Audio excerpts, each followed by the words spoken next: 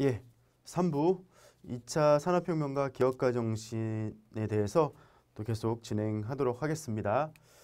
예, 3부에서는 이제 2차 산업혁명의 어떤 특징 그리고 그 안에서 드러난 기업가 정신의 의미에 대해서 한번 고찰해보는 시간을 가져보도록 하겠습니다. 예, 학습 목표는 보시는 바와 같습니다. 먼저 본 장에서는 2차 산업혁명의 의의와 특징 그리고 그 시기를 주도적으로 이끌었던 기업가와 그들의 기업가 정신에 대해서 고찰해 보도록 하겠습니다. 세부적으로 2차 산업혁명은 우리 지난 시간에 학습했던 1차 산업혁명에서 일어난 시장 경제의 본격적 성장을 통해 전반적으로 안정된 삶의 에너지가 축적되면서 폭발적으로 수요가 증가하게 됩니다. 따라서 그 수요를 충족해줄 공급을 고민하는 가운데 이제 대량 생산 시스템이 구현되었고 또 1차 산업혁명이 우리 증기기관의 지속적인 개발로 인한 다양한 기계화 혁명의 유발로 이어졌다라면은 2차 산업혁명은 자원에 의한 에너지와 동력 그리고 신소재 혁명이다라고 이렇게 정의를 할 수 있겠습니다. 이 2차 산업혁명 시대에는 우리 인류의 삶을 말 그대로 획기적으로 업그레이드 할 수 있는 다양한 기술 혁신이 발생됐는데요. 우리가 지금까지도 쉽게 사용하고 있는 여러 가지 생활용품들, 백열등, 형광등, 건전지, 뭐 컨베이어 벨트, 라디오, 전화기, 텔레비전, 에어컨, 세탁기, 자동차, 비행기 이런 것들이 개발되고 보급되면서 우리 인류의 삶을 획기적으로 변화시키는 기반이 되었습니다. 그래서 본 3부 그리고 6장부터는 이런 내용들을 좀 집중적으로 어떻게 개발되었는지 볼 텐데요. 모든 새로운 제품들을 분석해서 보기에는 어려우니 크게 핵심이 되는 어떤 기술 기반 제품들에 대한 이해를 갖고 그 안에서 어떻게 시장 그리고 기회 또 인간을 이롭게 했는지에 대한 부분을 테마로 잡아서 학습을 좀 하도록 하겠습니다. 그리고 2차 산업혁명기의 기업가 정신 관점에서는 이제 컨셉 디자인이라는 개념과 프로세스 디자인이라는 프레임을 통해서 살펴보도록 하겠습니다. 즉 컨셉 디자인은 말 그대로 그 제품의 컨셉이 어떤 아이디어로 개발됐고 또 프로세스 디자인의 관점에서는 어떤 방식으로 개발되었는지 분석해보는 시간을 갖도록 하겠습니다. 더불어서 우리가 이제 무엇인가를 창출할 때는 이 네 가지 단계, 즉 이노베이션, 트리거링 이벤트, 임플리멘테이션, 그로스 이렇게 네 가지 프로세스를 거쳐서 개발이 되는데 그런 네 가지 프로세스의 개념 그리고 기존 제품이 이를 어떻게 밟고 스텝 바이 스텝으로 진행됐는지에 대해서 살펴보고 마지막으로 벤처 창업 프로세스를 다루면서 우리 지금까지도 경영학에서 많이 사용되는 여러 툴, 경쟁자 분석이라든지 포피 분석과 같은 마케팅 전략이라든지 또 사업 계획서를 작성하는 방법에 대한 다양한 툴들을 학습하도록 하겠습니다. 이런 내용을 토대로 우리 학습 목표는 보시는 것처럼 우리 4차 산업혁명이 어떤 의의를 갖고 있는지 우리가 이해하고 설명할 수 있고요. 이를 통해 우리 인류의 삶은 어떻게 변화하였는지 또 2차 산업혁명을 성공시킨 기업가의 기업가 정신에 대해서도 우리가 개념화하여 설명할 수 있게끔 하는 것이 본 6장의 학습 목표다라고 말씀드릴 수가 있겠습니다. 예, 1차 산업혁명과 비교해서 2차 산업혁명의 의의를 찾아보자면 지난 시간에도 설명드린 바와 같이 1차 산업혁명은 농업혁명으로 지속되던 농업 중심의 사회가 기계화의 도입으로 대표적인 계기가 이제 증기기관 아니었겠습니까? 또 증기기관 하나만 개발된 것이 아니라 발명된 증기기관의 문제를 개선하고 더 효율성을 추구하는 가운데 지속적으로 증기기관이 발달하면서 파생 산업군까지 공동으로 발달시키는 우리 기계화 혁명의 시대를 우리가 1차 산업혁명으로 정의 내릴 수 있겠습니다. 이때는 자유와 평등의 가치를 좀 우선시했죠. 농업 중심 사회에서 농민들이 이제 산업 현장으로 넘어가면서 이때부터 이제 자본주의의 개념이 애덤 스미스의 국부론이 영국에서 확산되면서 자본주의 자유 경쟁 체제의 어떤 개념이 이때부터 이제 보급되고 널리 수용되기 시작했다라는 것이죠. 그렇다면 2차 산업혁명 시대는 어떤 특성을 갖고 있냐? 이렇게 증기 기간으로 인해서 많은 공장이 가동됐는데 점점 도시의 공장 근로자의 임금 소득이 확대되면서 다양한 수요를 발생시키게 됩니다. 그 수요는 궁극적으로 더 많은 공급을 유도하는 그런 형태로 발생이 되면서 많은 기업들, 공장들은 효율성, 효과성 그리고 생산성이라는 컨셉에 따라 대량 생산을 본격적으로 고민하기 시작합니다. 어떻게 하면 더 짧은 시간에 더 많이 생산할 수 있을 것인가? 그렇다면 생산성을 향상하기 위한 여러 가지 방법으로는 단위 노동당 생산성을 향상시키는 방법도 있지만 생산 시간을 넓히면 생산량도 늘어나지 않겠냐라는 관점에서 어떻게 하면 생산 시간을 늘릴 것이냐? 그렇다면 낮에만 근무하던 공장에서 근무하던 체계를 밤에도 근무할 수 있으면 되지 않겠냐라는 관점에서 접근하다 이제 드디어 이 형광등이 발명된 것이죠. 이런 것들이 자원 에너지 혁명으로서 우리가 이해될 수 있다. 즉 2차 산업혁명은 대량 생산에 본격화다라고 우리가 이해하면 되겠습니다. 한편 2차 산업혁명 시기에 또 나타난 것이 이데올로기의 양극화입니다.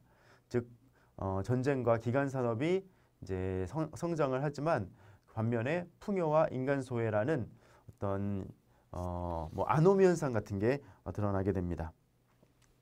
그런 부분도 우리가 본 챕터에서 다뤄보도록 하겠습니다. 예, 2차 산업의 특징을 먼저 결과적으로 소개를 해드리도록 하겠습니다. 먼저 산업과 시장 관점입니다. 여러분 잘 알다시피 1, 2차 세계대전을 거치면서 이제 군수품 시장이 폭발적으로 증가되게 됩니다. 따라서 이에 군수 물자를 보급하고 생산하기 위한 많은 공장들, 또 짧은 시간에 많이 생산하기 위한 대량 생산 체계가 이때 자리를 잡게 되었고요. 또 시장의 대중화와 다변화됐다는 것입니다. 그만큼 수요자의 니즈가 다양해졌음을 우리는 알 수 있겠습니다. 또 말씀드린 바와 같이 대량 생산이 본격화됐고요. 기회의 관점에서 보면은 환경과 자원의 이제 불균형 그리고 공급 부족이 이제는 기회로 작용해서 어떻게 하면 공급량을 빨리 늘릴 수 있을 것이냐의 관점, 또 수요 창출에 의한 기회, 말씀드린 바와 같이 많은 사람들이 임금을 받으면서 어느 정도 소득 수준이 올라가고 이는 더 좋은 제품, 더 편리한 제품을 구입하고자 하는 수요 증가로 이루어져서 이를 통해 새로운 제품이 개발될 수 있는 기회가 발생되었다는 것이죠. 인간적 관점에서는 전쟁의 어떤 양측면이 있었다는 것이죠. 전쟁으로 인해서 많은 것들이 폐허가 되고 그 폐허가 된 한 지역, 나라를 재건하기 위해서는 건설업을 기반으로 여러 가지 산업이 발전할 수밖에 없었다는 거고, 물론 또 전쟁 과정에서도 여러 가지 군수 물자들이 대량 생산될 수밖에 없었다는 것이죠. 하지만 그 이면에는 수많은 인간들이 희생을 당하는 그런 부정적인 측면도 있었다는 겁니다. 그리고 우리가 한 번쯤은 들어본 단어 아노미 현상이 이때부터 이제 발생됐죠. 어떤 도덕적 규범과 인간의 가치에 대한 어떤 절대적인 기준이 없는 그런 상태에서 사람들이 이제 아노미 현상을 겪게 되고, 인간의 무력화에 대한 이슈도 이 시기에 본격적으로 제시가 됐다. 이게 바로 2차 산업혁명기의 시장 그리고 기회, 인간적 관점에서의 특징이다라고 말씀을 드릴 수가 있겠습니다. 네, 2차 산업혁명을 이제 본격적으로 기업가 정신 관점에서 말씀을 드리면 보시는 화면처럼 컨셉 디자인이라는 개념 그리고 프로세스 디자인이라는 개념으로 구분지어 설명드릴 수 있겠습니다. 우선 무엇인가를 만들어내는 데 있어서는 컨셉이 즉 그 컨셉이 어떻게 태동하게 되었고 또 그 컨셉이 어떻게 인류의 삶을 변화시켰는지에 대한 관점에 대한 이해가 필요하고 더불어 그런 아이디어를 그런 컨셉을 어떤 방식으로 프로세스로 체계화시키고 실행했는지에 대한 관점 이 두 가지 테마로 우리 2차 산업혁명의 특징들을 한번 들여다보겠습니다. 먼저 간단하게 개념적인 내용을 보면 이 컨셉 디자인은 변화를 주도하는 통찰력과 같은 겁니다. 즉 시장과 고객에 대한 면밀한 관찰과 이해를 바탕으로 다양한 패턴을 종합하고 분석하는 것이죠. 컨셉을 만들려면 관찰과 이해 그리고 그 안에서 발생되는 여러 가지 패턴들을 확인하면서 새로운 컨셉을 만들어내고 또 이를 위해서는 그 중심을 꿰뚫는 어떤 궤를 발견하는 것 이게 바로 통찰력이라는 것이죠. 따라서 이런 통찰력을 갖기 위해서는 보다 창의적인 아이디어 즉 새로운 개념, 방법, 방식 차원의 창조의 개념이 바로 컨셉 디자인력을 향상시키는 데 도움이 된다라는 개념입니다. 프로세스 디자인 관점에서는 비주얼리제이션, 관념의 시각화입니다.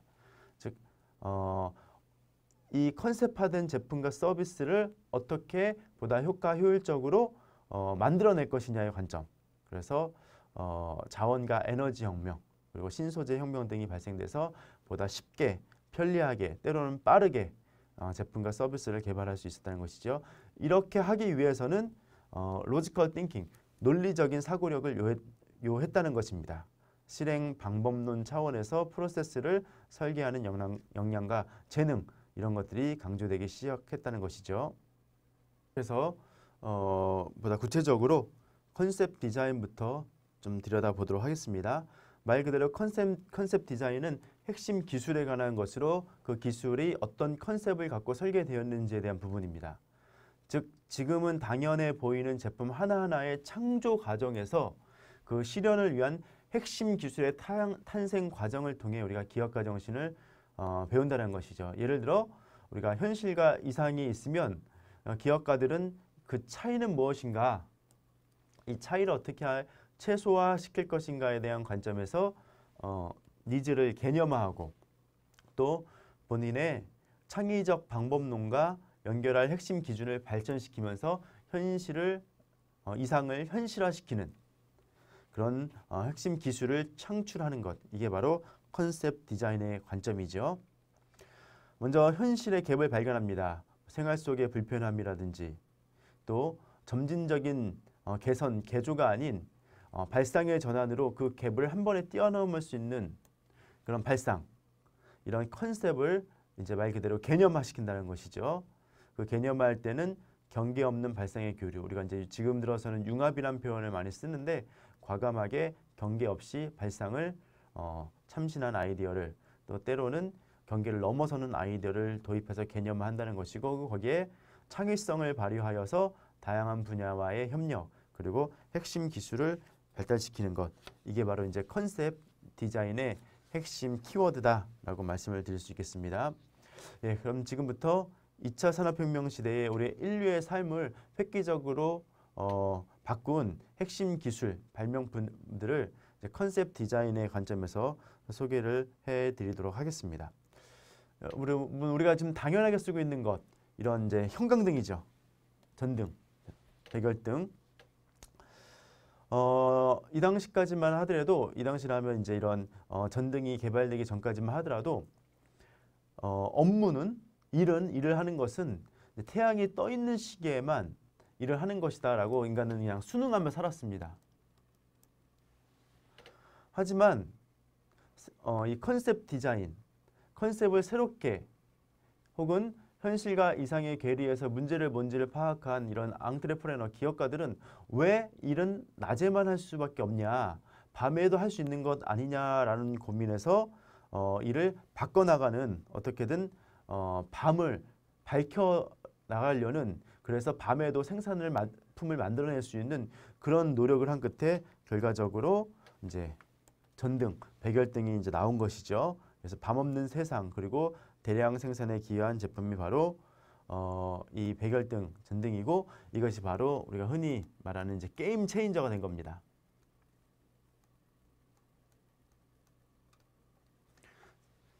생산품의 대량 생산을 하루아침에 획기적으로 개선하는 혁신한 제품이 바로 이 전등이라는 것이죠.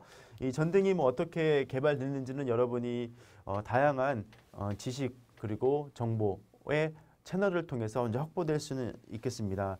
이 강의가 진행된 이 교재에서도 이 전등이 어떻게 개발됐는지 좀 디테일하게 정리되어 있는데요.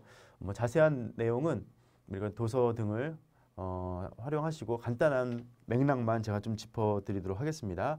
먼저 1760년대부터 시작한 전기 에너지를 통해 이제 빛을 얻으려는 연구가 진행됩니다. 그리고 1897년에 97년 12월에 탄소로 된 실 형태의 필라멘트가 최초로 사용이 되죠. 즉 전류가 전선에 흐르면 필라멘트 소재에 가열된다 라는 원리를 확인하게 됩니다. 또 유리 전구 속에 산소를 제거한 후 40시간 동안 빛을 유지하는 전구를 발명하기까지에는 130년 이상이라는 세월이 소요되었고 필라멘트가 이제 전선에 전류가 흘러서 가열되면서 빛을 낸다라고 확인은 됐습니다만은 그 전구의 수명을 연장하는 것이 핵심이 됐습니다.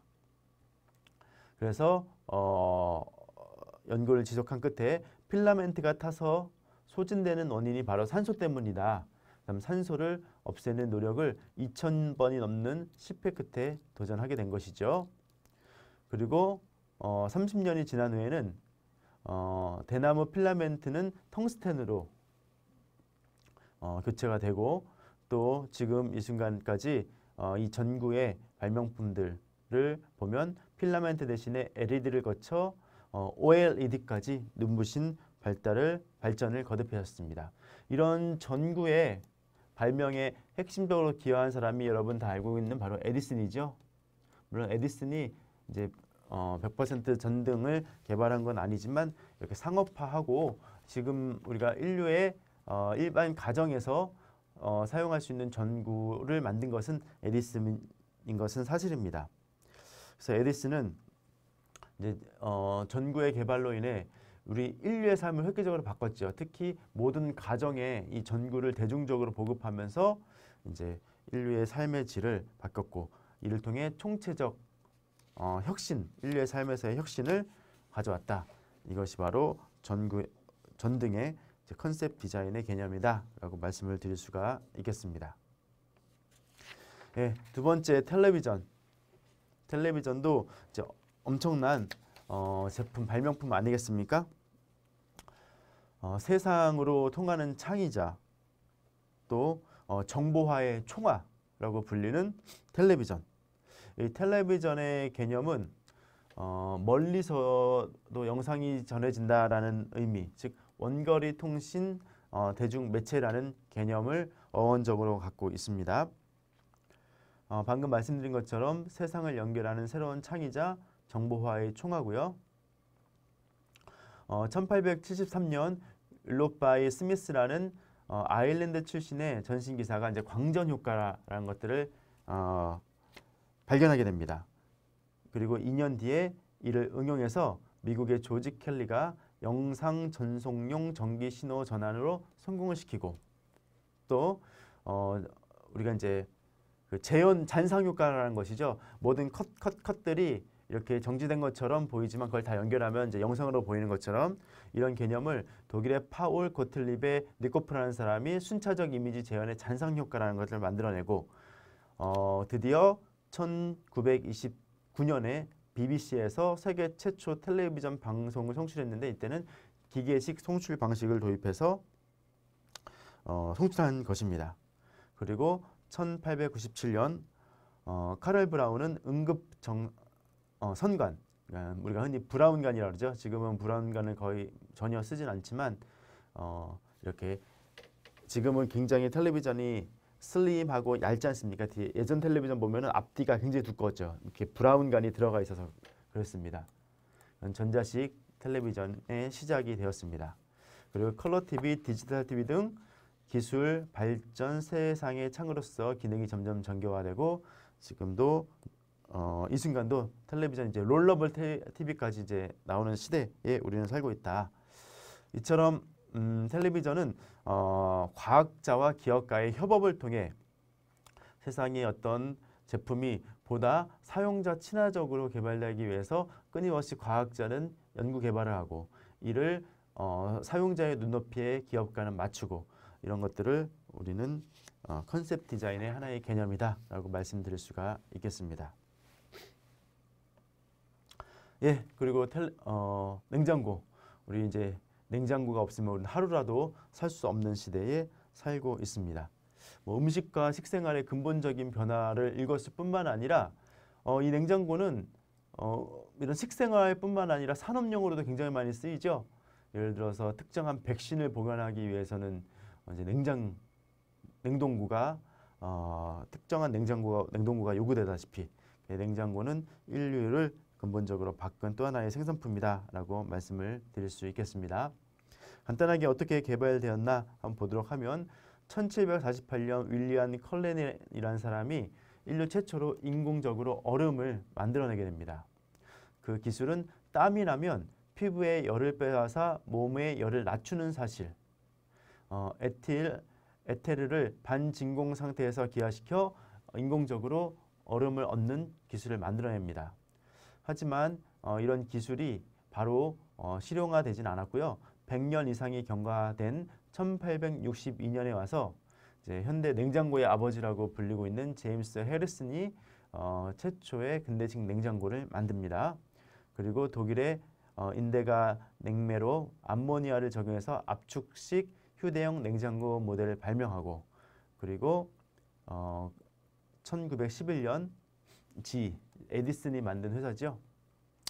G사 최초로 가정용 냉장고가 보급이 되고 그리고 9년 후인 1920년 두퐁사가 암모니아보다 안전성에서 뛰어난 프레온가스를 사용하면서 이제 근대식 냉장고가 본격적으로 상용화, 대중화 되었다라는 것이죠. 네, 다음으로 볼 것은 세탁기입니다. 우리 세탁기가 또 의미 있는 것은 여성의 삶을 획기적으로 바꾼 발명품이라고 말씀드릴 수 있기 때문입니다. 여성을 해방시켰고 세탁기 덕분에 여성이 사회에 진출할 수 있는 중요한 제품이 되었다라는 것이죠. 여성의 사회 진출을 열어준 획기적 혁신적 가치의 신제품이죠. 한 120년 정도의 변천사를 갖고 있습니다. 1691년에 영국 최초라 볼 수 있는 세탁기가 발명이 되고요. 1851년도에 현대적 개념의 세탁기가 미국의 제임스 티킹의 발명품에 의해서 만들어지고요.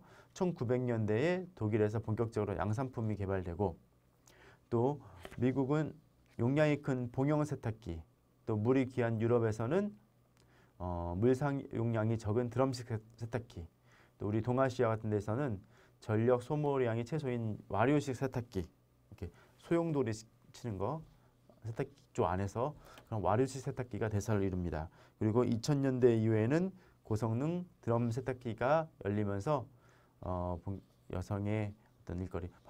하지만 이건 초창기의 얘기고 이런 세탁기의 발전과 진화는 모든 인류의 삶을 획기적으로 편리하게 만드는 데 큰 도움이 되었다라고 말씀을 드릴 수가 있겠습니다. 예, 드디어 이제 나올 게 나왔습니다. 2차 산업혁명의 총알하고 불릴 수 있는 이제 자동차죠.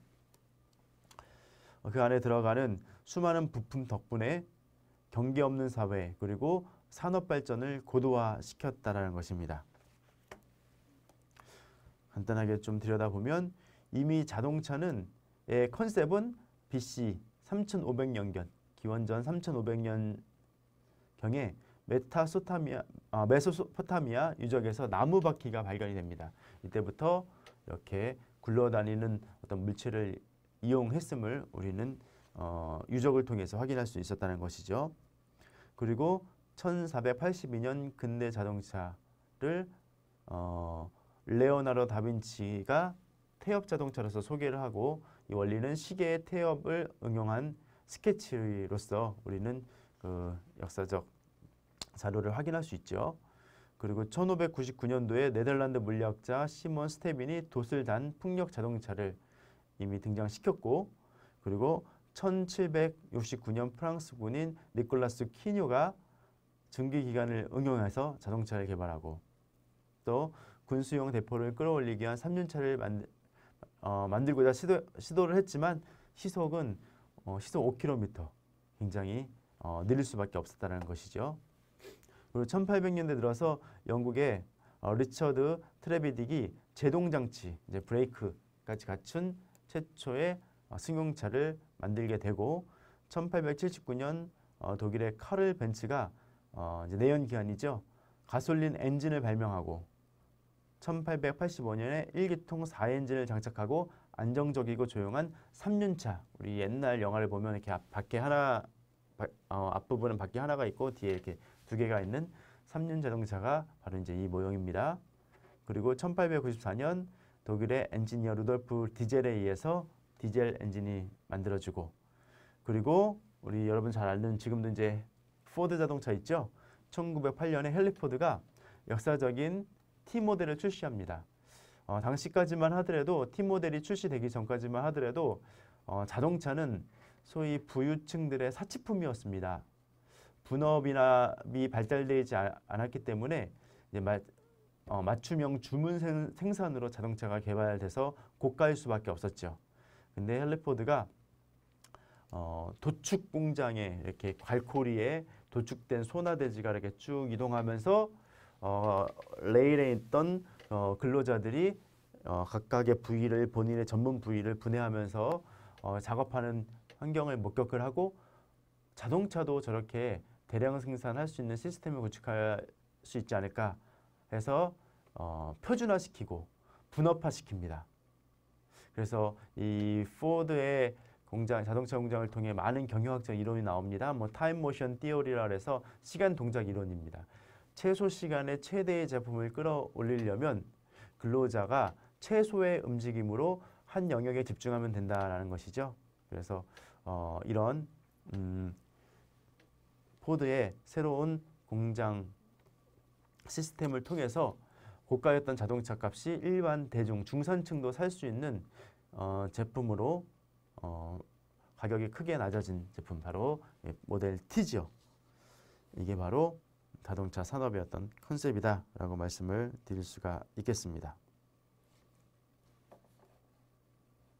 예, 다음으로는 프로세스 디자인 관점, 즉 전개 시스템 관점에서 2차 산업혁명을 한번 들여다보도록 하겠습니다.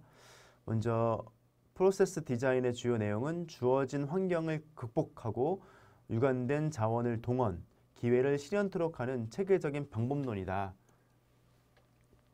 즉 얼마나 효과적으로 자원을 동원하고 이를 실현할 것이냐의 관점이라는 것이죠. 기회의 발견, 기회를 실현하기 위한 창업과 성장, 출구 전략을 포함한 실패를 딛고 재도전하는 연속적 창업의 모든 형태를 우리가 프로세스 디자인의 개념이다 라고 말씀을 드릴 수 있겠습니다. 말 그대로 우리가 흔히 경영관리론에서 말하는 어떤 제품과 서비스를 생산하기 위한 최대의 효율성을 추구하는 과정, 그 안에서의 특화된 전략, 이런 것들이 바로 프로세스 디자인이다 라고 말씀을 드릴 수 있겠습니다. 이러한 프로세스 디자인을 성공시키기 위해서는 보시는 것처럼 4가지 단계를 거치게 됩니다. 첫 번째 단계는 이노베이션 단계, 혁신 단계. 두 번째 단계에서는 트리거링 이벤트, 뭔가 이렇게 획기적인 사건이 되는. 3단계에서는 이를 임플리멘테이션, 실행하는 단계. 4단계에서는 그로스, 이런 전략적으로 성장시키는 단계인데, 간단하게 먼저 개념을 살펴보면 1단계에서는 1단계에서는 아이디어와 혁신을 발생시키고 시장의 기회를 식별하여 정보를 탐색, 실현 가능한 아이디어를 끌어낼 위치를 찾아 제품을 개발하는 단계입니다. 즉, 이 단계에는 말 그대로 혁신을 창출하는 단계입니다. 과연 이게 가능한 제품이냐? 왜 그러냐? 이 관점인 것이죠. 그렇다면 이런 이노베이션 단계에서 요구되는 기술들이 있습니다. 먼저 아이디어를 취합해야겠죠. 즉 아이디어를 모으고 나아가 장애를 극복, 도전하는 단계를 의미합니다. 그리고 또 아이디어를 식별하는 기술도 요구됩니다. 즉 기업가적 기민성, 남들보다 민첩하게 움직이는 기민성을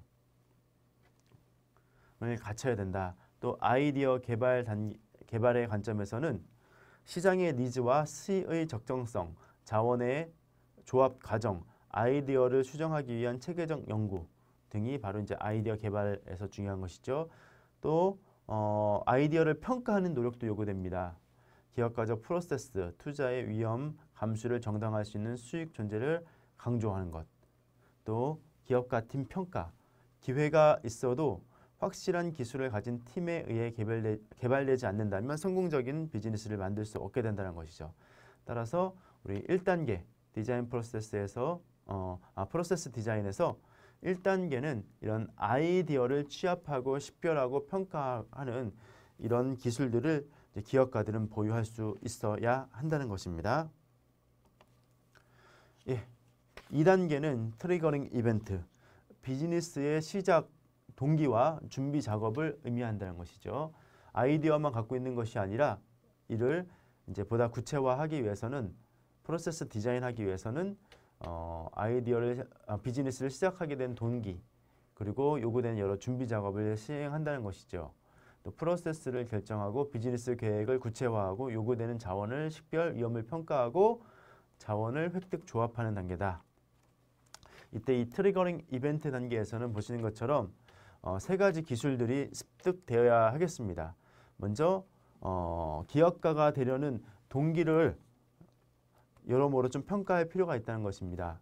즉 기업가가 되려는 푸시, 그러니까 필수적인 이유, 추진하려는 이유, 그다음 풀, 어떤 기회의 이유, 어떤 유인이 되는 이유에 의해서 자극되는 긍정의 힘을 강조하면서 이때는 내가 왜 기업가가 돼야 하는지에 대한 명확한 개념이 있어야 된다는 겁니다. 즉 1단계에서는 아이디어를 갖고 이를 평가하는 작업을 한다면 2단계에서는 이것은 내 것이다, 내가 진행해야 한다라는 책임감을 갖고 접근을 하셔야 된다는 의미가 되겠죠.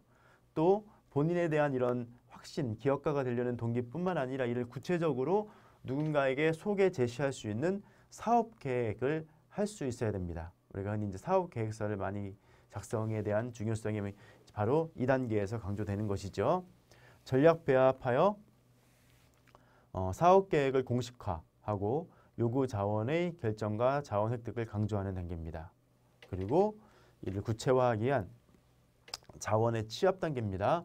자원과 전략의 평가 후 필요한 자원이 무엇인지, 자원을 어떻게 발견할 수 있는지, 또 자원을 어떻게 획득할 수 있는지 이런 것들을 종합적으로 만들어내는 단계가 2단계입니다. 이게 2단계에서 이런 것들이 구체화돼야지 다음 단계로 넘어가서 제품과 서비스를 확고하게 표출할 수 있는 단계가 된다라는 것이죠. 예, 3단계는 이제 본격적으로 실행을 하는 단계입니다. 본인이 아이디어를 만들어내고 또 기업가적 동기와 사업 계획에 의해서 뭔가 사업을 진행할 준비를 하고 이제는 본격적으로 실행하는 단계가 바로 implementation 3단계입니다. 이때부터는 이제는 아마추어가 아니라 프로라는 생각을 갖고 뭔가 시스템과 조직에 의해서 움직여져야 된다는 것이죠. 즉 창업과 법인을 설립한다든지 또 사업적인 및 벤처의 시작과 관련 비즈니스 전략, 사업 계획의 이행, 자원의 배치와 벤처 관리를 통해 성공을 추구해야 된다는 것입니다. 체계화와 조직화와 효율화와 이런 것들을 통해 이제 실행을 하는 단계죠. 그래서 우리가 이제 경영학에서 많이 배우는 것이 이제 이런 내용입니다. 사실은 경영학의 상당수의 어떤 원리나 이론은 이 4가지 범주 내에 다 들어가 있습니다. 어떻게 하면 잘 관리할 것인지에 대한 부분, 매니지먼트의 관점. 또 사업의 시작은 플래닝, 계획하는 거 아니겠습니까? 계획 없이 어떤 일을 추구할 때는 효율성과 효과성을 우리는 추구할 수는 없습니다. 그래서 계획성 있게 또 효율성과 효과성을 추구하면서 짧은 시간 내에 더 많은 생산을 나타낼 수 있는 생산성 향상의 노력이 있어야 된다는 것이죠. 또 이를 위해서 이제 조직 구성원들을 그들의 어떤 적성, 태도, 역량 등을 파악을 해서 적재적소에 인력을 배치하고 또 최적의 제품과 서비스를 개발하기 위해 조직을 만드는 것. 이게 바로 조직 오거나이징이죠. 그리고 리딩 앤 컨트롤링, 지휘 통제의 개념입니다. 따라서 이제 조직의 구성원이 생기면 분명히 리더가 뽑힐 거고 그 리더가 리더십을 발휘하고 또 조직이 한 방향으로 진행될 수 있도록 어떤 통제 시스템을 만들어내는 것, 이런 것들이 이 3단계에서 구체화돼야 된다는 것이죠. 프로세스 디자인 4단계는 이제 이렇게 해서 만들어진 조직을 그로스, 성장시키는 단계입니다. 이익을 극대화하고 성과를 높이고 다른 기회를 포함하는 벤처의 지속 성장을 추구하는 단계다. 일반적으로 이제 이런 성장을 추구하는 방법에는 이 4가지 종류가 제시되고 있습니다. 전체적인 성장입니다. 말 그대로 시장 점유율도 상승시키고 신제품 개발도 하고 신시장 진입도 해서 각종 성장 지표를 지속적인 발전을 추구하는 것. 이게 바로 이제 전체적인 성장이고요. 사실은 가장 이상적입니다만은 쉽지는 않죠. 그래서 우리는 항상 효율성과 효과성이라는 개념 하에 모든 전략들을 추진하게 됩니다. 그 대표적인 것은 이제 수직적 통합입니다. 우리 이제 가치사슬, 밸류체인을 경영학에서 공부한 분들은 이제 이해가도가 쉬울 것 같은데 아마 영상을 보는 분 중에서는 경영학을 공부 안 하신 분들이 많이 있을 겁니다. 우리가 한 제품과 서비스가 우리 손아귀에 들어올 때까지는 수없이 많은 프로세스를 거치게 됩니다. 재료 소싱부터 컨셉을 디자인하고 재료를 소싱하고 이를 납품해서 1차 가공을 한 후에 그것을 갖고 완제품을 만들고 포장 패키징을 하고 유통 구조를 통해 딜리버리를 하고 이를 고객에게 전달하면서 AS 체계를 구축하고 이런 수많은 프로세스 중에 모든 기업이 A부터 Z까지 모든 프로세스를 다 하진 않습니다. 그 중에 일부분을 맡아서 하고 다른 부분은 외주를 주거나 외부로부터 들여오거나 이런 여러 가지 밸류 체인을 통해서 프로세스를 운영을 하는데 특정 기업이 제조 위주로 했는데 점점 회사의 규모도 커지고 안정화되자 이제 욕심을 내는 거죠. 어느 쪽으로? 그래 우리가 유통 판매까지 해보자. 어떤 제품, 어떤 기업은 이제 유통 판매망을 어디서 받아서 유통 판매만을 해왔는데 생각을 해보니까 브랜드 인지도가 향상돼. 그럼 우리가 직접 제조까지도 한번 해보자. 이런 것들을 이제 전방 통합 혹은 후방 통합이라고 얘기를 합니다. 그래서 이렇게 수직적 통합, 그러니까 이 전방 통합과 후방 통합을 통틀어서 이제 수직적 통합이라고 하는데 이런 수직적 통합을 통해서 회사를 성장시킬 수 있다는 것이죠.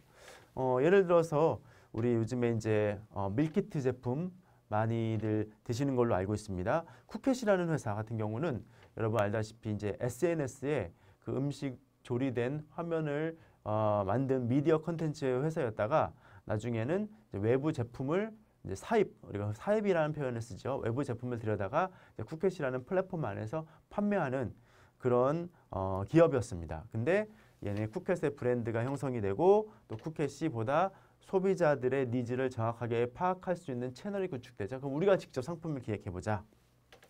이런 식으로 이제 수직적 통합을 통해서 회사의 규모를 키우고 성장 발전시키고 있다는 것이죠. 반면에 이제 수평적 통합의 컨셉도 있습니다. 이것은 가치 사슬의 동일한 기준에 있는 다른 사업군을 아주 인수해 버리는 겁니다. 그러니까 수직적 통합은 한 사업 안에 제품이 설계되고 개발되고 소비자에게 전달되는 프로세스를 통합하는 것. 수평적 통합은 전혀 다른 제품을 동일한 가치 사슬 내에 있다라면은 효율성을 추구하기 위해서 직접 통합시켜버리는 것. 이게 수직적 통합과 수평적 통합의 개념이다라고 말씀을 드릴 수 있겠습니다. 또 측면 통합이라는 개념을 통해서도 사업을 성장시킬 수 있겠죠. 다각화 활동으로 동일 업종의 기업을 합병하는 것, 우리가 M&A 하는 것들을 측면 통합이다. 그래서 이런 것들을 통해서 한 기업은 성장, 발전될 수 있다라는 개념입니다. 예. 예, 이렇게 해서 우리가 이제 프로세스 디자인 관점에서 이를 확인할 수 있는 성공시키기 위한 네 가지 요소들을 좀 살펴봤습니다. 이노베이션, 1단계가 이노베이션, 2단계가 트리거링 이벤트, 3단계가 임플리멘테이션, 4단계가 그로스. 이렇게 프로세스 디자인을 성공시키기 위한 네 가지 요소를 좀 들여다봤고요. 두 번째로 프로세스 디자인에서 이제 벤처 창업 프로세스에 대해서도 한번 우리가 알아보도록 하겠습니다. 우선 벤처 창업의 네 가지 프로세스는 보시는 것처럼 창업가의 의지 1단계, 기업가의 전략 2단계, 벤처 창업 3단계, 성장 4단계. 앞에 말한 말씀드린 그 이노베이션부터 그로스까지의 관점과 이제 비슷한 맥락입니다. 이를 이제 창업의 관점에서 조금 더 개념화했다라는 건데 그 내용들을 좀 들여다보도록 하겠습니다. 먼저 기업가의 의지입니다. 기업가의 의지. 우리가 벤처 창업을 시행하려면 아무리 아이디어가 있고 그 시장에 어떤 가능성, 가망성이 밝다고 하더라도 1단계에 기업가의 의지가 없으면 무용지물이라는 것이죠. 그래서 저도 종종 이렇게 창업 관련된 심사나 평가를 들어가면 아무리 좋은 사업 아이템을 제시하더라도 기업가의 의지나 역량이 확인되지 않는다라면은 좋은 평가를 주기는 좀 어려운 것 같습니다. 아무리 좋은 아이템이더라도 의지가 없고 역량이 없으면 금방 결과가 불보듯 뻔하다는 것이죠. 반면에 그 아이템이 완전히 참신하지 못하고 부족한 사항이 목격이 되더라도 이 기업가의 의지와 역량이 확인된다라면은 처음부터 창업은 성공할 수 있는 가능성은 크진 않습니다. 하지만 그런 의지와 역량이 있는 창업가의 기업은 우리가 창업을 하는 가운데서 새로운 아이템을 발견하는 또 새로운 문제를 해결하는 가운데 아이템은 계속 바뀔 수 있는 거 아니겠습니까? 이를 우리는 이제 엽길 효과, 통로 효과 이렇게 표현을 하고 있는데 그런 역량과 의지가 있는 창업가들은 아이템의 어떤 참신함이 혹은 완벽도가 조금 떨어지더라도 그래도 그 창업가에게 무언가를 맡길 수 있는 기회를 제공하게 된다는 것이죠. 그런 의미에서 창업가의 의지가 굉장히 중요하다라는 겁니다. 어떠한 대가를 감수하고서라도 이루거나 달성하고 싶은 목표가 있고 그 가능성에 대한 신념이 있어야 하며 남다른 성취 욕구가 선행되어야 한다는 것이 바로 기업가의 의지지요. 제가 이제 용어적으로 기업가, 창업가를 좀 이렇게 중복해서 사용하고 있는데 좀 개념적으로 좀 이해를 해주십시오. 지금 우리는 벤처 창업 프로세스를 설명하기 때문에 제가 말씀드린 기업가는 창업가로서의 기업가로 제가 개념을 정의하고 계속 진행하도록 하겠습니다. 외부적 준비만으로는 충분하지 않고 기업가 정신이 충만한 후보 사업가는 남다른 추진력으로 문제를 해결하며 기업을 세우고 이끌어갈 가능성이 있다.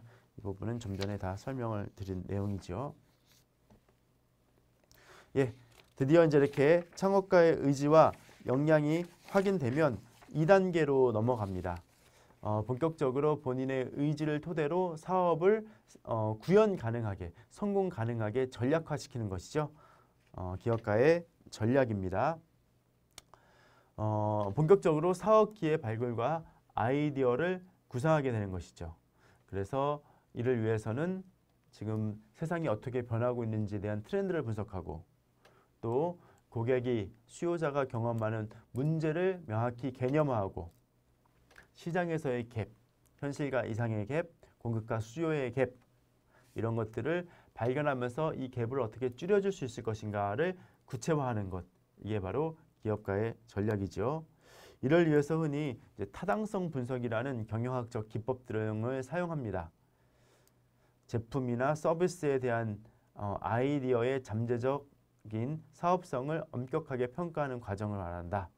그래서 제품 서비스의 타당성, 산업시장 타당성, 조직 타당성, 재무 타당성 등 4가지 주요 영역으로 구분하여 타당성을 분석하게 된다라는 것이죠.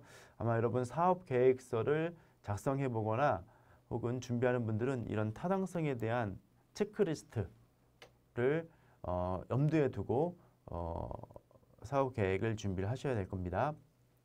또 본격적으로 1단계와 2단계를 거치면서 자연스럽게 3단계인 세 번째인 사업 계획서를 작성하게 됩니다.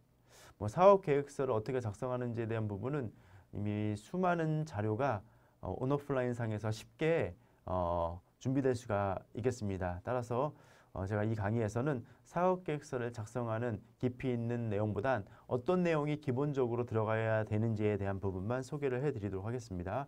먼저 사업 계획서는 이제 앞 페이지에 간략하게 한두 페이지로 요약이 들어가야 됩니다. 여러분 막 몇십 페이지 사업 계획서를 작성하고 이것들을 혹은 평가자 혹은 투자자들이 다 봐줄 거라고 생각하는 것은 어떻게 보면 지나치게 좀 오만한 생각이다 라고 좀 감히 표현을 좀 하겠습니다. 그렇게 평가자나 투자자들이 한가하진 않습니다. 따라서 이 요약서를 아주 매력 있게 또 간단 명료하게 작성해서 투자자나 평가자의 이목을 집중시켜서 뒤에 있는 내용들을 더 추가적으로 내려갈 수 있게 촉진시켜야 한다는 것이죠. 그런 의미에서 요약이 굉장히 중요합니다. 그리고 어떤 회사인지 회사의 소개가 부분이 들어가야 되고 이제 본격적으로 내가 이 사업을 왜 해야 되는지에 대한 말 그대로 이제 타당성을 분석한 내용 등이 전략적으로 기술돼야 된다는 것이죠. 그래서 산업 분석, 산업 구조에서 이렇게 트렌드가 변하고 있고 시장 분석, 고객, 경쟁사들이 어떻게 움직이고 있고 내 사업 아이템의 경제성, 말 그대로 어느 정도 수익성 등을 확보할 수 있고 또 그런 것들을 나는 시장에서 어떻게 마케팅할 것이냐 또 어떻게 개발할 것이냐 또 조직을 어떻게 계획하고 운영할 것이냐 또 창업기업의 경우 이 재무계획, 자금 조달 그리고 갖고 있는 현금을 어떻게 얼마만큼 보수적으로 잘 유지 운영할 것이냐 이런 것들이 굉장히 중요합니다. 이런 부분을 이렇게 순서대로 좀 나열을 하시면 사업계획서를 작성하는 방법이 되겠습니다. 또 사업계획서 안에서 뿐만 아니라 우리가 일반적으로 창업을 하는 사람이라면은 산업 분석과 경쟁자 분석 같은 경우는 필수적으로 해야 됩니다. 우리가 산업 분석을 하는 대표적인 분석 툴이 이제 패스트 분석이라는 건데 내가 이 사업을 왜 해야 되는지에 대한 정치, 경제, 사회, 기술적인 이유를 한번 찾아보는 겁니다. 또 우리 경쟁자 분석은 다양한 분석 방법이 있지만 5포세스 분석이라는 게 있습니다. 현재 경쟁자의 경쟁 강도는 어떠냐, 잠재적 경쟁자는 있을 것이냐, 대체품은 누구냐, 공급자의 협상력은 어떠냐, 수요자의 협상력은 어떠냐 이런 부분은 뒤에서 제가 한번 이론적으로 짚어드리겠습니다만은 경쟁자 분석을 통해서 우리 사업이 얼마나 매력적인지를 확인해 볼 필요가 있고요. 또 효과적인 비즈니스 모델이라 하면은 우리 회사가 어느 방향으로 가고 있는지에 대한 전략적 청사진입니다. 그 개발 방법론 등을 이제 이 2단계에서 구체화하고 최대한 꼼꼼하게 제시를 할 필요가 있다라는 것이죠. 예, 타당성 분석의 주요 내용입니다. 아까 좀 짧게 설명을 드렸습니다만은 이 부분들은 이렇게 보시는 표를 통해서 조금 더 구체적으로 확인할 수 있겠죠. 제품과 서비스의 타당성은 어떠하냐라는 겁니다. 그래서 제품 서비스의 전반적인 매력도 그리고 시장 수요도, 수요 충족도 이런 것들을 여러분의 사업 계획 안에 좀 제시가 돼야 됩니다. 그렇다면은 여러 객관적인 데이터를 다양하게 활용할 수 있는 데이터 서칭 능력이 이제 요구되겠죠. 시간이 많이 소요됩니다. 그리고 많은 사람들에게 검증을 받아서 부족한 부분을 끊임없이 메꾸고 업그레이드 해야겠죠. 또 산업 그리고 시장 내에서의 어떤 타당성 분석입니다. 즉 산업 매력도입니다. 일반적으로 생명 주기의 초기 단계, 집중보다는 분할, 성장품, 필수품, 확장성, 영업 이익률, 핵심 원자재 의존도, 산업의 장기 건전성, 틈새 시장 창조력 등을 매력도 관점에서 제시해야 된다는 겁니다. 우리가 이제 PLC 곡선이라고 프로덕트 라이프 사이클 곡선이 이렇게 있지 않습니까? 그래서 우리가 제품이 막 도입된 시기, 막 개발되고 그리고 폭발적으로 성장하는 시기, 어느 정도 최고점에 이뤄서 더 이상 고객들은 확보되진 않지만 많은 이익을 거두는 시기, 그리고 이제 수명이 다해서 쇠퇴하는 시기, 이렇게 내려가는데 아무래도 이 초기나 이 성장기에 나의 제품과 서비스가 있다라면은 비교적 매력적이라는 것이죠. 그래서 어디에 있는지에 대한 명확한 근거, 예를 들어서 연평균 시장 성장성이라든지 이런 추이들은 분명히 내 제품이 어느 위치에 있는지를 확인하는 근거가 되리라 생각이 됩니다. 또 목표 시장에 대한 매력도, 즉 신생기업의 전체 시장 접근의 어려움, 그리고 특화된 시장 분석이 더 이제 난해한 부분이 있죠. 또 목표 시장을 위하여 다수의 산업이나 시장 정보를 합성할 필요가 있다. 그래서 얼마나 목표 시장이 매력적인지에 대한 제시가 이 타당성 분석 내용에 들어간다라면은 나의 제품과 서비스가 그 시장에 들어갈 만한지에 대한 평가가 좀 더 객관적으로 이루어질 수 있다. 조직 측면입니다. 사실 저도 이제 이렇게 현장에 있다 보니까 제품과 서비스 그리고 산업과 시장 분석은 굉장히들 잘합니다. 그래서 내 제품과 서비스는 굉장히 매력적임을 어필을 하는데 이 밑에 하단에 있는 두 가지 조직과 재무 부분을 소홀히 해서 좋은 평가를 못 받는 경우가 종종 있습니다. 중요한 것은 내가 이 아이템을 갖고 창업을 함에 있어서 내 조직을 어떻게 효율적으로 꾸려나가는 수 있는지에 대한 인포메이션을 명확히 해야 된다는 것이죠. 왜냐하면 창업이라는 것은 단기적인 성공이 아니라 끊임없이 조직을 관리하는 가운데 나 외에 나의 파트너 혹은 나의 팀원들이 그런 성장성을 구가하는 주요한 자원들이 되기 때문이죠. 따라서 경영자의 경영적 기량, 그 분야의 전문성을 갖고 있냐, 사회적 네트워크가 있냐, 경험과 지식이 있냐를 평가하게 되겠죠. 또 자원이 있냐, 여기서 말하는 자원은 비재무적 자원으로 인적 자원, 그리고 지적 자원, 뭐 특허 이런 것들을 의미하겠죠. 이런 것들에 대한 깊이 있는 고민도 나의 사업의 매력도를 높이는 데 도움이 된다라는 것이죠. 재무 부분이 사실은 초기 사업가들에게 가장 힘들어하는 부분입니다. 어떻게 보면 이제 계획을 잡는다는 관점에서는 여러 시뮬레이션을 해야 되는데 그런 시뮬레이션의 과정이 내 사업 계획을 구체화하는 데 큰 도움이 됩니다. 그래서 이 부분도 소홀히 하지 말고 사업 타당성 분석의 주요 내용에 포함시켜야 된다는 것이죠. 초기 현금 총액, 초기 필요 현금 총액, 그 다음에 투자나 대출, 필요한 자금을 어떻게 투자받고 어떻게 대출받을 것인지에 대한 계획이지만 아주 디테일한 방식으로 제시될 필요가 있겠죠. 또 유사 비즈니스의 재무적 성과, 재무 타당성의 대략적 판단이 이제 필요하겠죠. 왜냐하면 유사 비즈니스에서는 이렇게 하더라, 또 이렇게 성장하고 하더라, 이렇게 매출과 수익이 발생되더라라는 부분은 내 사업을 매 안정성을 기하는데 큰 힌트가 된다는 것이죠. 예. 또 세 번째로 신규 비즈니스의 전반적 재무 매력도를 이제 결론적으로 제시해야 됩니다. 그래서 첫 번째, 두 번째 거는 세 번째 걸 하기 위한 어떤 근거 데이터들이 되겠죠. 추정 재무제표라는 것들을 좀 만들어야 됩니다. 앞으로 향후 짧게는 1년 혹은 길게는 3년까지 시장 틈새의 명확성을 좀 제시해서 우리는 이렇게 3년까지 발전, 성장시킬 것이다. 그리고 경상 수익률과 매출 재생의 안정성, 지속 성장을 위한 내부 자금 보유 및 기회 기반 투자자의 현금 조달력 등 이런 재무적인 관점에서도 타당성을 우리가 제시할 때 그 사업에 대한 어떤 준비 상태, 계획 상태가 보다 안정적으로 진행될 수 있다는 것이죠. 예. 그렇게 타당성 검토가 마치면 두 번째로 이제 사업 계획서를 작성해야 됩니다.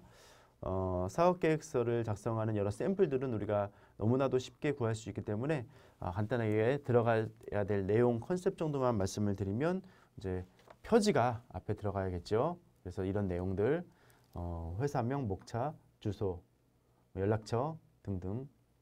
그 다음에 말씀드린 바와 같이 본론의 내용을 한두 페이지 정도로 아주 매력적으로 작성을 할 필요가 있습니다. 그래서 갑자기 결론부터 제시하면서 이목도, 주목도를 높여야겠죠.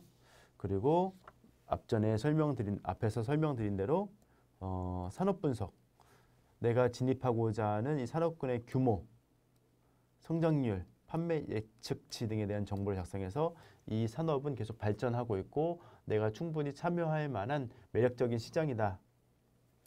그리고 우리 회사 소개, 회사의 일반 정보, 연역, 또 비전 미션, 소유권 분배, 협력 관계 등, 그 다음에 시장 분석, 목표 시장과 시장 세분화를 좀 명확히 제시하겠죠. 우리는 어디를 타겟으로 할 것이다.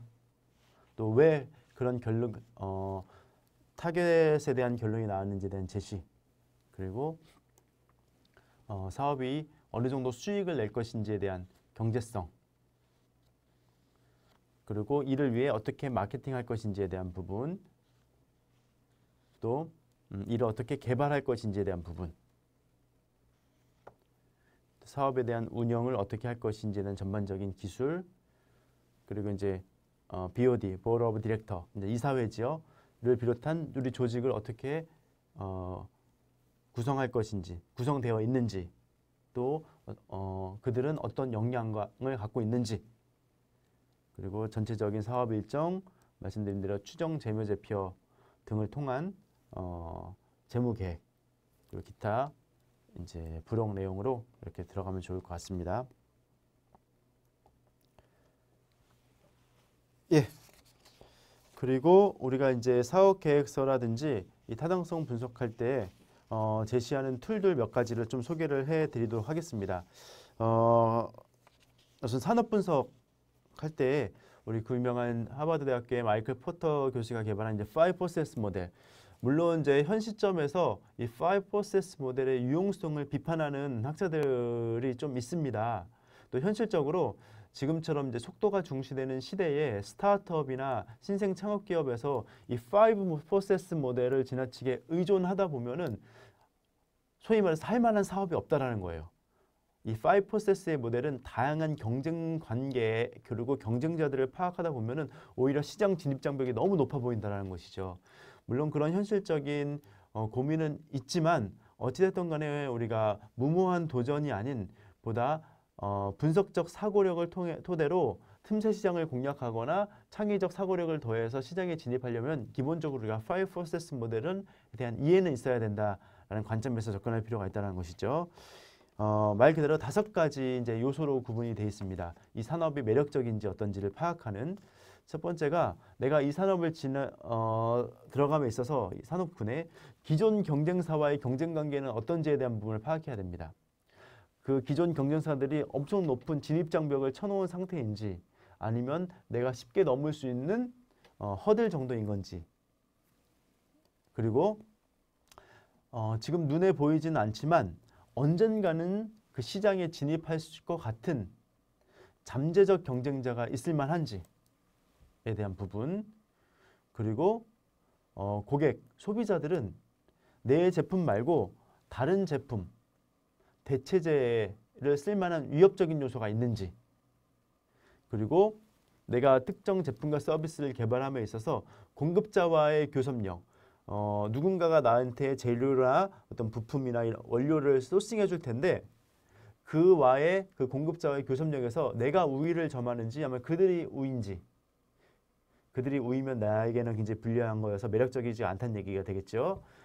또 구매자와의 교섭력, 즉 세상에 수많은 경쟁 품목이 많아서 소비자, 구매자들의 더 우위에 있는지, 아니면 내 제품과 서비스가 굉장히 타겟팅화 돼 있고 뭔가 유니크한, 그리고 이것들이 고객에게 아주 독특한 가치를 제공하기 때문에 고객의 선택권보다 나의 선택권이 큰 그런 산업군이 매력적이라는 것이죠. 그래서 이런 5 프로세스를 분석을 해서 보통 우리가 5 프로세스 분석을 안 하면은 이 기존 경쟁사만을 파악하는 경우가 좀 있습니다. 우리가 좀 더 아날리틱 띵킹, 분석적 사고력을 통해서 시장을 접근할 필요가 있다는 것이죠. 또 마케팅에서는 우리 3C 분석이라는 걸 합니다. 컴퍼니, 커스터머, 컴페티터를 분석해야 된다는 건데 먼저 이제 우리 회사 스스로를 한번 파악해 보자는 것이죠. 시장 점유율은 어떤지. 물론 이제 초기 신생 기업은 시장 점유율이 없겠지만 이거는 약간의 예상치, 전망치로 적어도 됩니다. 또 브랜드 이미지 이 역시도 본인이 갖고 있는 고유한 브랜드 컨셉, 신생 기업이지만 어떤 컨셉이 있는지에 대한 명확한 냉정한 평가가 있어야 된다는 것이죠. 기술력, 또 어떻게 판매할 수 있는지, 경영 자원, 우리 회사의 자원은 무엇인지에 대한 우리 회사의 자사 분석이 들어가야 되고, 그리고 고객 분석, 우리 고객 규모는 어떤지, 또 그 고객군이 계속 성장하고 있는지, 또 모든 고객을 타겟으로 할 게 아니라 스타트업이나 신생기업일수록 이 세그먼트, 세분화해서 그중에 집중 타겟해야 될 분야가 있는데 거긴 누군지, 또 그들의 니즈는 어떤지, 그리고 고객 구조가 조금 어떻게 인구 통계학적으로 변화하고 있는지 이런 부분에 대한 검토가 필요하다는 것이죠. 경쟁사 분석을 해야 됩니다. 과연 경쟁사가 시장의 큰 파일을 차지한 독점 과점 시장은 아닌지, 또 진입할 때 좀 전에 이제 5CS 모델에서도 말씀드린 것처럼 이 허들이 이 바리어가 굉장히 높은 건 아닌지, 또 가격 경쟁이 지나치게 치열한 건 아닌지, 또 경쟁사와 나와의 강점과 약점은 무엇인지를 종합적으로 판단을 하게 된다면은 내가 들어갈 분야에 대한 어떤 주관적 시각이 아닌 객관화된 시각을 제시할 수 있어서 완벽하진 않지만 시장 적중률을 높일 수 있게 된다라는 것이죠. 예, 그리고 나서 이제 우리가 비즈니스 모델을 많이 개발하는데 지금 준비된 화면에는 이제 가리 하멜이 말한 비즈니스 모델의 네 요소만 제시가 되어 있습니다. 근데 최근에는 BMC라고 해서 비즈니스 모델 캔버스라고 해서 총 9블럭 9가지의 항목으로도 제시되고 있긴 합니다. 이 부분은 향후에 좀 제가 기회가 되면 소개를 해드리도록 할게요. 우선 비즈니스 모델을 매력적으로 만들기 위해서는 기본적으로 게리 하멜 교수께서는 이 네 가지 항목에 집중을 하라, 그리고 차별화시켜라 라는 얘기를 합니다. 그래서 우리 회사의 핵심 전략이 무엇이냐는 거예요. 회사가 어떻게 시장에서 경쟁하고 경쟁해서 우위를 점할 수 있을 것이냐, 그리고 우리 회사의 전략적 자원은 뭐냐, 회사가 자원을 어떻게 획득하고 사용할 수 있겠느냐, 우리의 자원의 어떤 독특함은 무엇이냐를 한번 파악해 보자는 것이죠. 그게 뭐 인적 자원이든 물적 자원이든 금융 자원이든, 또 파트너십, 회사가 어떻게 파트너십을 구조화시키고 발전시키느냐, 이 분업화된 시스템 안에서 또 규모의 경제, 범위의 경제란 말 많이 쓰지 않습니까? 내가 직접 하는 것보다는 때로는 좋은 파트너를 만나 그들의 규모와 그들의 범위를 활용해서 경제적으로 시장에 안착시킬 수 있는 것. 이것도 중요한 차별화 포인트가 되겠죠. 다음 소비자와의 접점. 회사가 어떻게 소비자와 접점을 찾아내는가. 그 접점이 무엇인가를 명확히 개념 지어야 된다는 것이죠. 또 이런 네 가지 요소들이 경쟁사보다는 차별화될 때 나의 비즈니스 모델에 대한 매력도가 굉장히 높아진다는 것이죠. 예. 비즈니스 모델 캔버스 잠깐 말씀드렸으니까 이 항목만 순서대로 좀 말씀을 드리겠습니다. 이 영상을 보고 있는 우리 여러분들께서는 이렇게 네 가지, 게리 하멜이 말한 네 가지 요소 위주로 비즈니스 모델을 작성하셔도 좋고, 이 BMC의 항목을 토대로 작성을 해도 좋습니다. 첫 번째가 커스터머 세그먼트입니다. 내가 개발한 제품과 서비스가 다양한 고객 계층의 어느 세그먼트를 타겟으로 할 것이냐에 대한 고객 타겟군을 먼저 정의를 해야 됩니다. 그리고 두 번째 단계가 VP라고 표현되는 Value Proposition, 그들에게 어떤 가치를 전달할 것이냐. 여기서 말하는 가치는 내가 생각하는 가치가 아니라 고객 입장에서 한번 생각을 해봐야 된다는 거예요. 내 제품과 서비스는 고객은 어떤 가치를 느끼겠냐. 세 번째가 채널. 그래서 나의 고객에게 이런 가치를 어떠한 유통 경로로 전달할 것이냐.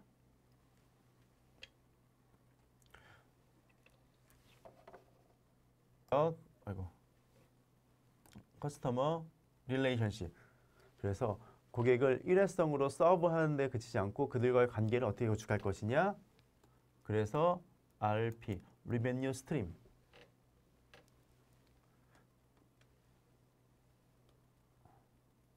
수익원이죠. Revenue Stream. 4번, 5번. 예. 그래서 나는 수익을 어떻게 창출할 것이냐. 이 1번부터 5번이 이제 돈을 버는 방법에 관한 거라면 뭔가 우리가 돈을 버는 아웃풋을 창출하기 위해서는 인풋, 뭔가를 투입해야 되는 거 아니겠습니까? 그래서 6번부터 9번은 인풋에 관한 겁니다. 6번. 그래서 1번부터 잘하기 위해서 우리가 갖고 있는 key resource, 핵심 자원은 무엇이냐? 여기서도 이제 자원이 나왔었죠. 그리고 7번은 KA, Key Activities.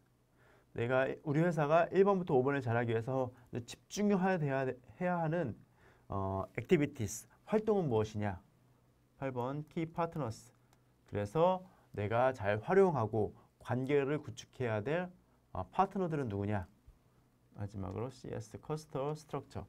그래서 우리가 비용 구조를 확인해서 어디서 지출이 많고 또 어떻게 지출을 예견하고 있는지에 대한 계획, 이런 것들을 좀 순차적으로 내려간다면 1번부터 9번을 써내려가는 과정에서 자연스럽게 스토리텔링이 됩니다. 그렇다면 우리 회사는 어떤 회사이고 어느 방향으로 나가는지 고객에게 그리고 내부 구성원에게 쉽게 전달할 수 있게 된다라는 것이죠.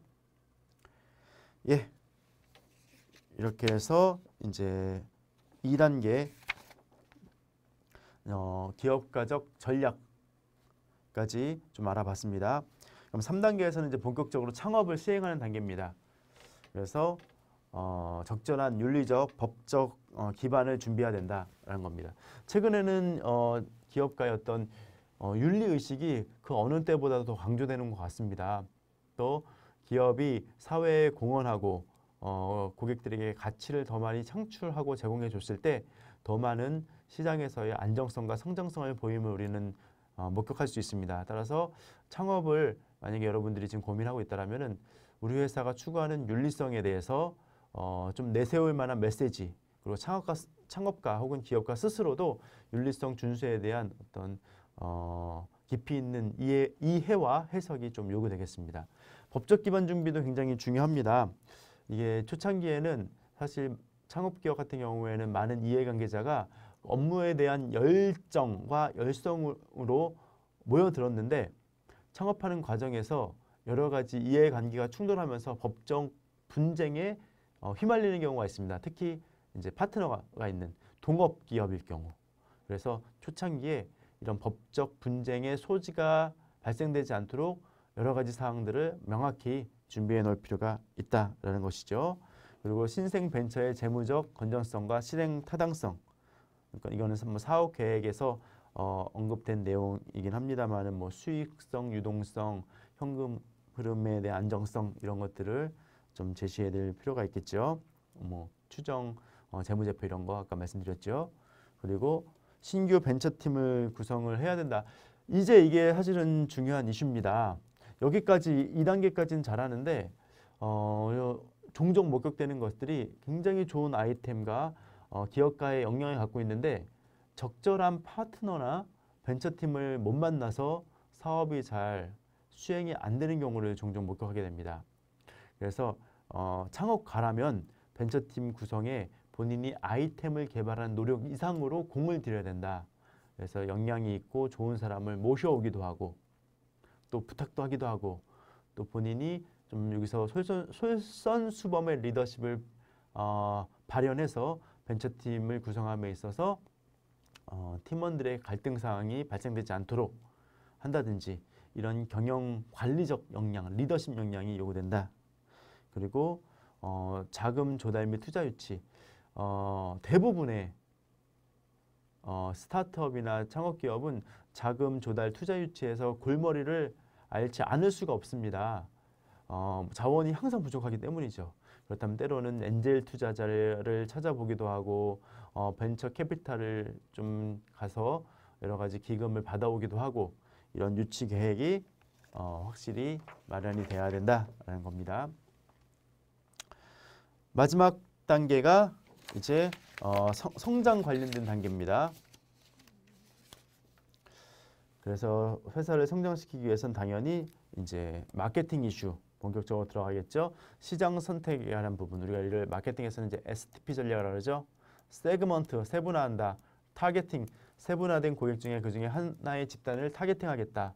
포지셔닝, 그래서 우리 회사는 어떻게 그들에게 이미지를 줄 것이냐에 대한 포지셔닝을 하겠다라는 부분, 또 브랜딩 전략, 또 마케팅 포피, 너무 유명하죠.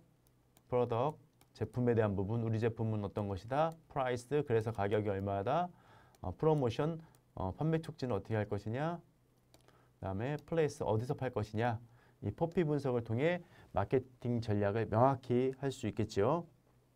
그리고 지식 재산의 중요성, 그래서 여러분들의 아이디어가 다른 법적 분쟁에 휘말리지 않도록 특허, 상표권, 저작권 등을 유지해야 된다.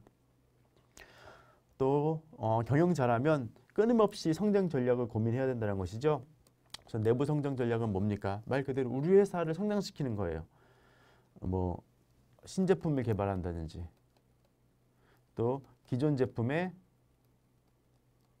라인을 확장한다든지 해서 매출을 좀 증대시키는 방법이 있고, 외부 성장 전략은 다른 회사를 끌어오거나 인수합병하거나 또 전략적 제휴를 맺어서 새로운 법인을 낸다든지 이렇게 하면서 성장할 수도 있고, 또 프랜차이즈를 낼 수도 있습니다. 우리 회사가 좋은 아이템을 갖고 있다면 이를 프랜차이즈 가맹점으로 하여금 투자를 유치받아서 같이 상생할 수 있는 방법, 이런 것들이 우리가 성장할 수 있는 요소다라고 말씀을 드릴 수 있겠습니다. 예, 이렇게 해서 6장 2차 산업과 기업가정신을 좀 알아보고요. 2차 산업 시기에 어떤 핵심 기술에 관한 부분, 그리고 이 디자인 프로세스를 발현시키는 여러 프로세스 방법론에 대해서 공부했습니다. 예, 여기서 6장은 마치도록 하겠습니다. 감사합니다.